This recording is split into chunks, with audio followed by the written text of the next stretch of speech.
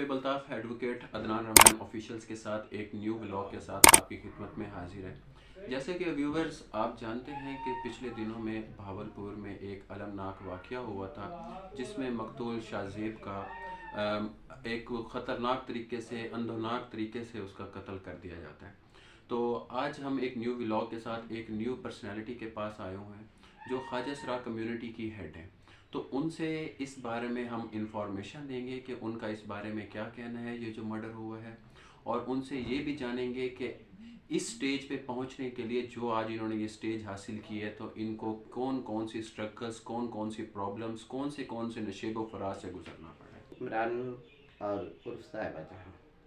जी, आपका नाम इमरान उर्फ साहिबा जहां। मैडम आप ये बताएं कि आप बेसिकली भावलपुर से हैं या किसी और शहर से बिलोंग करती हैं आप? वैसे तो बेसिकली मैं ज़िला लोधरा की हूँ और मैंने प्राइमरी वहाँ से की और उसके बाद मैंने तालीम बहावलपुर में हासिल की थी। इब्तदाई तालीम आपने लोधरा से हासिल की, उसके बाद जो आपकी एजुकेशन है वो आपने भावलपुर से हासिल की। तो मैडम आप ये बताएं कि साहिबा जहां उर्फ इमरान, आप ये बताएं कि आप इस फील्ड में कितने अरसे से हैं? साहिबा जहां उर्फ नहीं है, इमरान उर्फ साहिबा जहां है, क्योंकि नाम का नेमुल बदल से बहुत कुछ हो जाता है। और क्योंकि मैं तो बचपन से ही हूँ इस फील्ड में ना, लेकिन कुछ पाबंदियां घर की थी और घर की मजबूरी, क्योंकि 18 साल से पहले या 16 साल से पहले बच्चा बाहर नहीं निकल सकता। तो कुछ मैं ज़िम्मेदार फैमिली से बिलोंग करती हूँ और वहाँ के रूल्स और रेगुलेशन को फॉलो करना पड़ता है उनकी सख्ती के मुताबिक। तो मैं जब यहाँ आई तो फिर यहाँ से मैं अपने अपने इनकी जो मैं मेरा जीन्स है, जो मेरा जीन्स मुझे कहता है, मैं अपने जीन्स को ढूंढने के लिए आखिर मुझे अपने घर वालों से झगड़ा करके यहाँ पर तक आना पड़ा। इनकी वो जो लड़ाई है जीन्स की, अपने जीन्स की पहचान की लड़ाई, वो मुझे अपने घर वालों से करनी पड़ी। वो तो बचपन से हो जाती है लड़ाई शुरू। बच्चा जब अपने माँ बाप के घर पैदा होता है तो उसकी 5 साल की एज में उसकी घर वालों से लड़ाई, एक जंग शुरू हो जाती है। जी मैडम, आप ये बताएं कि आपकी उस टाइम कितनी एज थी जब आपकी आपके घर वालों के साथ लड़ाई शुरू हो गई थी?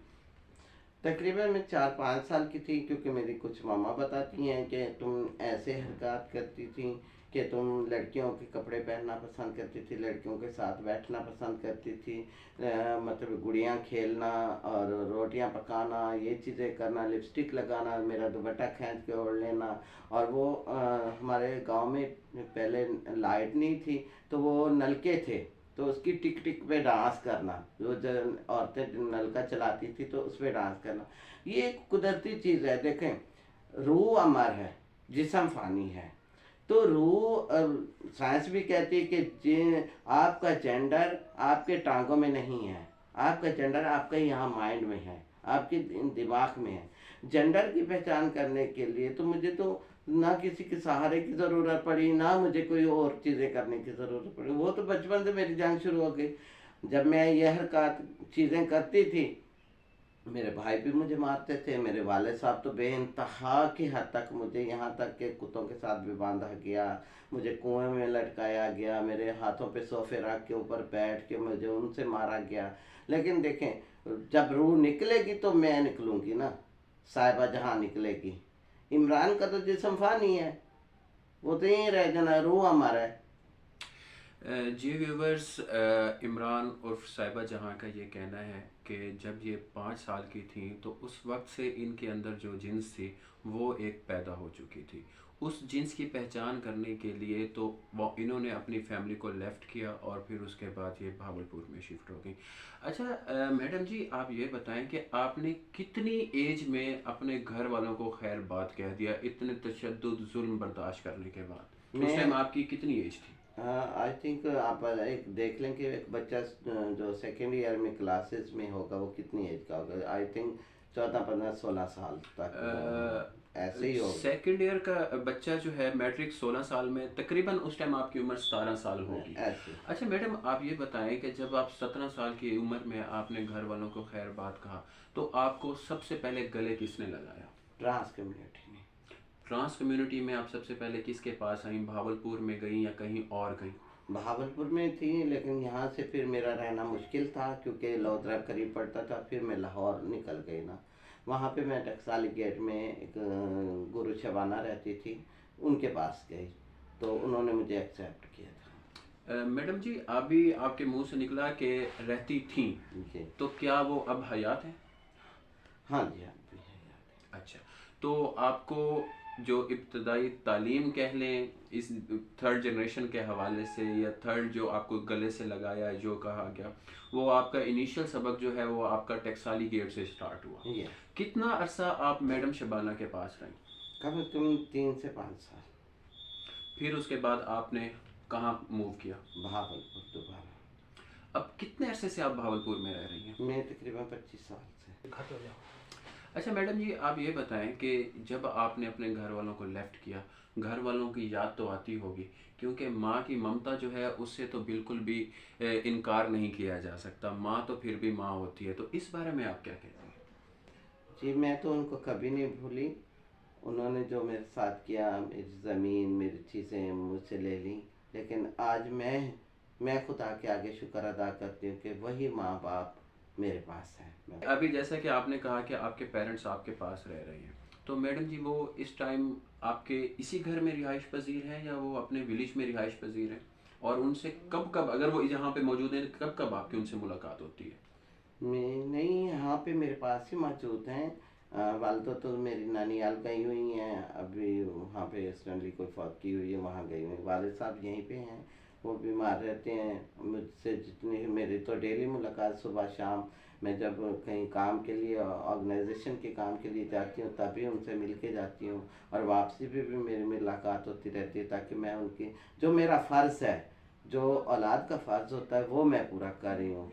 लेकिन उस जहान में जो उन्होंने फ़र्ज़ अदा नहीं किए वो उस जहान में मैंने, इस जहान वालों ने फैसला ना किए तो उस जहान वाले करेगा वो फैसला। ये बताएं कि ये जो माशाल्लाह इतना खूबसूरत सा आपका रूम है, इतना बड़ा सारा आपका घर है, तो ये आपका ज़ाती घर है?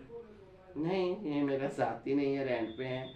90% ट्रांसजेंडर कम्युनिटी ना किराए के घरों पे रहती है, और किराया भी डबल होता है। मैडम इसकी क्या वजह है कि किराए के घरों में रहना और किराए भी डबल डबल पे करना, इसके पीछे क्या लॉजिक है? इसके पीछे ये लॉजिक है कि हमारा माशरा जो पढ़ा लिखा माशरा है ना, उनकी सोच अभी तब्दील नहीं हुई। उन्होंने सन 1854 में जो गोरे ने ट्रांसजेंडरों के साथ किया, अभी तक हमारी सोच वही है। उससे पहले आप अगर चले जाएं तो ट्रांसजेंडर कम्युनिटी अमूर खाना चलाती थी, मिनिस्ट्री पे थी, यानी कि मुग़लों के दौर में, उससे कबले मसीह के दौर में ये एक ओहदों पे फायज थे। आप उससे पहले चले जाएं ना, तो बैगिंग थी। डांस तो एक is art, dance is art है, डांस की तो मैं बात नहीं करूँगी। उस वक्त बैगिंग भी नहीं थी, उस वक्त सेक्सिंग भी नहीं थी। तो ज़ाहिर बात है, पेट को पालने के लिए इंसान क्या क्या कदम नहीं उठाता। आप इसी माशरे में चले जाएं, चलो हम तो अपने जीन्स की ट्रांसजेंडर कम्युनिटी की बात करते हैं, तो मेल क्या करता है, फीमेल क्या करती है? मैं किसी पे अटैक नहीं करती कि वो सब कोई दूध के धुले हुए तो नहीं है, सब अपनी जगह पे। अच्छा, यहाँ पे यही होता है कि हमारे अगर किसी एक ट्रांस ने गलती भी कर दी, कुछ कर रहा है, तो उसको पूरी ट्रांस कम्युनिटी को सजा दी जाती है, उसको पूरी एक स्टिग्मा लगा दिया जाता है, ये कम्युनिटी है ऐसी। हालांकि माशरे में ट्रांसजेंडर कम्युनिटी बहुत सेफली है, आज तक किसी की कत्ल गारत में नहीं है, किसी उसमें जराइम में नहीं है, किसी चीज़ों में चोरी चकारी में नहीं है, किसी रेप सीन में नहीं है, किसी ऐसी जगह पे नहीं है। फिर भी एक स्टिग्मा लगा हुआ कि ये लोग ऐसे हैं। अच्छा, ये लोग ऐसे हैं, फिर दुआएं भी लेने आते हैं और बददुआओं से भी डरते हैं। जी व्यूवर्स, मैडम का ये कहना था कि तकरीबन जब 1854 से पहले जितनी भी ट्रांसजेंडर कम्युनिटी थी वो मुग़लों की खादिम थी, वो अमूर ख़ानदारी के जो फ़राइज़ थे उनको सरअंजाम देती थी। लेकिन उसके बाद से अब तक जो है इस जिन्स को एक काबिल नफ़रत निगाहों से देखा जाता है। तो मैडम जी आप ये बताएं कि आपने अपनी कम्युनिटी के हवाले से कोई स्टेप उठाया, कोई ऑर्गेनाइजेशन आपने ज्वाइन की, क्या कोई एनजीओ आपने तरतीब दी? जी, पहले इससे पहले तो मैं एक छोटा सा जिक्र करती जाऊँ क्योंकि मेरे लिए वो बहुत अहम है। अच्छा, इसके अलावा मैंने ना 2 बच्चे अडॉप्ट किए हैं, जिसका वालिद साहब की डेथ हो चुकी है। मेरे भाई के बच्चे थे, एक भाई ने अपने ज़िंदा होते मुझे दिया था, और एक उसकी डेथ के बाद मुझे मिला। उन बच्चों की परवरिश भी मैं कर रही हूँ। नंबर ये, अब आपने पूछा कि ऑर्गेनाइजेशन आपने बनाई। मैं 2006 से एज ए एक्टिविस्ट काम कर रही थी। मैं उस वक्त से इनके लिए आवाज़ बनी। मुझे 2011 में एक ट्रांसजेंडर का मर्डर हुआ फैसलाबाद में। उसके लिए वो उसकी मतलब उसका ताल्लुक बहावलपुर से था। मर्डर फैसलाबाद हुआ, ताल्लुक बहावलपुर से था। उसके लिए हमने स्टेप उठाया पहला। तो वो उसका जो कत्ल होना मेरे लिए एक इंसानियत की खिदमत के लिए एक कदम आगे बढ़ाता था, ना कि पीछे। फिर 2020 में मैंने ऑर्गेनाइजेशन बनाई है, फोकस ट्रांसजेंडर ऑर्गेनाइजेशन, क्योंकि मैं ट्रांसजेंडर राइट पे काम करती हूँ। ट्रांसजेंडर कम्युनिटी बरादरी के लिए सब कुछ करने के लिए तैयार हूँ, तो हमारी ऑर्गेनाइजेशन है। और उसके अलावा मैं फोकस पर्सन भी हूँ, महकमा सोशल वेलफेयर की तरफ से डिविजनल फोकस पर्सन हूँ, और HRCP की मैं मेंबर हूँ, human right commission of Pakistan की मैं मेंबर हूँ।